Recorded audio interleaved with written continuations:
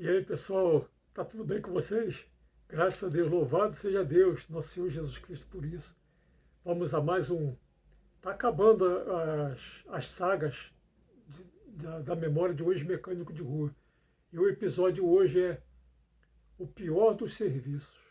Vamos lá, ele?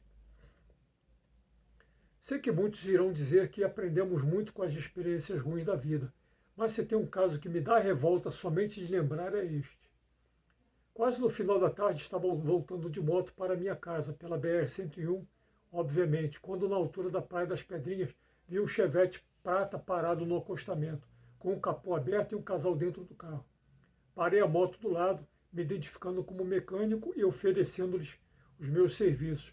O casal era um homem de uns 40 anos, forte ou seria obeso, e a mulher era uma loura magra de mais ou menos uns 30 anos de idade. O homem me disse que eles estavam viajando de São Paulo para a Bahia e ele percebeu que o motor estava com um barulho estranho, mas ele não queria parar em qualquer lugar para ver o que estava acontecendo. Ele queria parar num posto, mas que era um lugar seguro, né? Mas só que de Manilha até a ponte Rio-Niterói somente existe um único posto desse lado da rodovia. E esse posto já tinha passado há muito tempo. O barulho do motor foi aumentando e ele viu a luz de óleo no painel de instrumentos, estava acesa direto. Muita gente pensa que é a luzinha da luz mágica do Aladim, né? Você esfregando ela, o Aladim vai aparecer e vai transformar num carro novo, né? Mas é uma luzinha da luz de óleo. O problema é que ele não queria parar num lugar qualquer. Entretanto, o motor foi perdendo forças até eles não poderem prosseguir mais a viagem. O carro foi perdendo força e quando parou ficou com um cheiro muito forte de queimado. O homem correu com um extintor na mão. Lembra do extintor? Vocês lembram do extintor? Ele correu, abriu o capô, mas apesar do motor estar super quente, não haviam chamas. Mandei ele dar partida, mas o arranque do motor somente deu um estralo. Percebi que a temperatura do motor estava muito mais alta do que deveria. Engrenei uma quinta marcha, soltei o freio de mão e empurrei o carro para frente e para trás. Então pude ver que o motor estava mesmo travado, né? Falei que era impossível consertar esse carro ali e que a única solução seria rebocá-lo para minha casa, onde com mais tranquilidade poderia verificar o que aconteceu e providenciar o conserto. Liguei de orelhão, que nessa época não existiam celulares, né? Liguei de orelhão para o reboque do Davi, que era o meu vizinho, e ele chegou rápido no local. Rebocamos o Chevette para minha casa e, prevendo que teria que desmontar o motor inteiro, fomos numa autopeças comprar um jogo de pistões, bronzinas de mancais e de bielas, anéis de segmento, um jogo de juntas completo, uma bomba de óleo, 6 litros de óleo do motor, 2 litros de dois filtros, né, de óleo do motor e bastante gasolina para lavar as peças. Na verdade, os meus pais, o senhor Jorge e a dona Lourdes, tinham viajado para São Paulo para ficarem uns 2 meses por lá. E eles me pediram para, junto com a minha esposa e meus 2 filhos pequenos, o Jonathan e a Priscila, tomarem conta da casa deles. Então foi lá que deixei aquele Chevette. Nessa época o muro da casa dos meus pais era baixo e o portão de garagem também baixo e fraquinho. O quintal era todo de cimento bruto, por isso me sentia à vontade para desmontar o motor ali mesmo. Na época não raciocinei direito, pois aquele casal inspirava confiança. Os dois eram muito bons de conversa, pareciam pessoas de fino trato, muito educados, falavam muito bem e se vestiam bem, dando a impressão de que eram pessoas íntegras, acima de qualquer suspeita. Os dois ficaram à vontade na casa dos meus pais, enquanto eu tirava e desmontava o motor do Chevette. Parece mentira, mas trabalhei a noite inteira, a madrugada inteira, na desmontagem e montagem daquele motor. O cansaço foi tremendo, mas queria muito ver aquele motor funcionando novamente. E principalmente as minhas compras tinham acabado e o valor daquele serviço iria garantir as compras do mês para mim, para minha casa e a minha família. Um pistão havia derretido e travado dentro da camisa, mas por incrível que pareça, a camisa não tinha sido afetada. Quanto ao pistão, foi só colocar o jogo de pistões novos com anéis. O colo de mancais do gerabrequim estavam arranhados. Foi só passar uma lixa fina em cada um deles, a moda dos antigos engraxates de sapatos, até ficarem com acabamento espelhado. A bomba de óleo estava com a tela do filtro, com a tela de filtrar totalmente entupida. Então expliquei para eles que foi justamente esse entupimento que provocou a quebra do motor, por falta de lubrificação. A madrugada inteira caprichei o máximo que pude na remontagem do motor, atentando aos mínimos detalhes.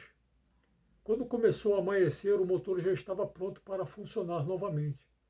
Mandei o dono do carro dar partida e o motor funcionou sereninho, silencioso. A luz do óleo apagou imediatamente e a temperatura do motor se manteve abaixo do meio. Durante uma hora inteira que o motor funcionou em marcha lenta. Não acelerei muito para não acordar a vizinhança. Demos uma volta com o carro e ele estava excelente. Subimos a rodovia BR-101 e fomos até Niterói e voltamos, sempre respondendo bem nas acelerações e retomadas. Voltamos para casa e verifiquei que o motor estava sequinho por baixo e funcionando silencioso. Desliguei o motor e troquei novamente o óleo e o filtro. Então pude entregá-lo finalmente para os seus donos. Esse homem, que a princípio queria me pagar em dinheiro, insistiu em me pagar com um cheque. É aí que começou todo o problema, minha gente. É aí que começou todo o problema. Insistiu em me pagar com um cheque, mas acabamos discutindo porque eu queria receber em dinheiro e não em cheque. O homem fez um teatro dizendo que ele era um homem de palavra, que era íntegro, que o pai dele era um famoso advogado da Avenida Paulista, em São Paulo, e que ele era de uma família que tem o nome a zelar, e que ele não poderia sujar seu nome por tão pouco. Quase me batendo, ele me disse que o seu cheque era mais garantido que dinheiro vivo, e a mulher dele, fingindo indignação, disse que se eu estava duvidando deles, então que eu chamasse a polícia. Mas que depois eu iria me arrepender, pois eles eram pessoas muito importantes e iriam me processar. A minha esposa também entrou na discussão. A minha esposa, sentindo o meu drama, também entrou na discussão. Então quando vi que a coisa estava ficando feia, saindo do controle, não tive outra alternativa senão a de aceitar o cheque. Os dois finalmente foram embora. Os dois malas, né? As duas malas finalmente foram. Mala sem alça e toda engraxada, pesada, com chumbo dentro e toda engraxada por fora. Cheguei a beijar o cheque, dizendo que era para minha esposa que ele era a garantia das nossas compras do mês. Depositei o cheque, mas tinha que esperar 3 dias nessa época para ele compensar. 2 dias depois, o dono do reboque e o dono da autopeças vieram atrás de mim, dizendo que eles também foram pagos com cheque e que o cheque deles estava sem fundos. O chão se abriu embaixo dos meus pés, pois eles achavam que eu conhecia o dono daquele chevette e que, portanto, eu era o culpado deles terem recebido aquele cheque sem fundo. Foi difícil explicar para eles que eu era tão vítima quanto eles e que meu cheque também estava sem fundos. Fiquei mais de uma semana com os músculos bastante doloridos de passar uma noite inteira consertando o motor, mas a dor, a frustração, a decepção de ter feito tudo isso em vão, durou meses. Aliás, durou anos, durou muitos anos.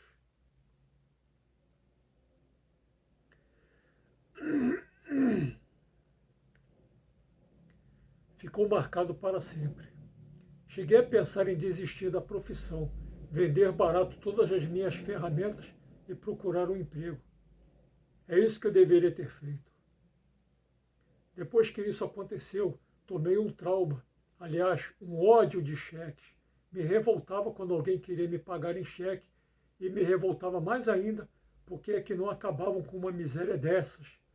Pois um profissional, um comerciante ou uma atividade qualquer poderia caprichar tanto no que faz para levar o sustento para a sua família e encontrar um miserável desses que do serviço pronto, depois da compra feita, sustar o cheque ou simplesmente não ter dinheiro naquela conta e o profissional ou comerciante se ferrar todo com isso.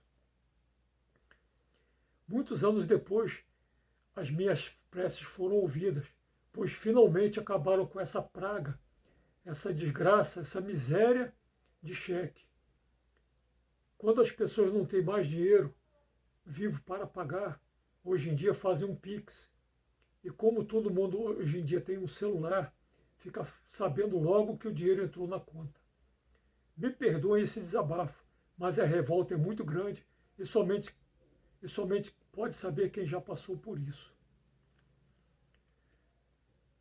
Meus amigos, nem tudo é flores nessa vida, nem tudo é mar de rosas. Espero que vocês tenham gostado de mais dessa aventura. Fiquem com Deus.